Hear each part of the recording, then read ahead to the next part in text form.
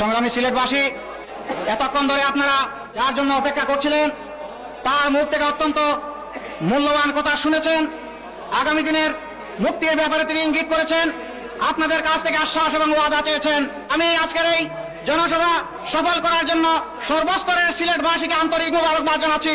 সেই সাথে আমি জানতে চাই যে আমাদের নেতা সিলেটবাসীর কাছে যে আশ্বাস চেয়েছিলেন, আমরা কি আজ বলতে পারি শাহজালালের এই মাটির সৈনিকেরা ইসলামের জন্য গর্জে উঠবে এবং কোন অন্যায়ের কাছে মাথা নত করবে না?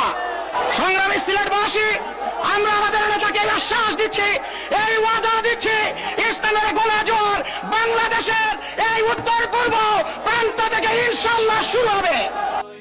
পরিশেষে ইসলামী আন্দোলনের অগ্রযাত্রা এবং বিজয়ের সূচনা করার জন্য আন্তরিক মোবারকবাদ জানিয়ে আজকের জনসভার এখানেই সমাপ্তি ঘোষণা করছি।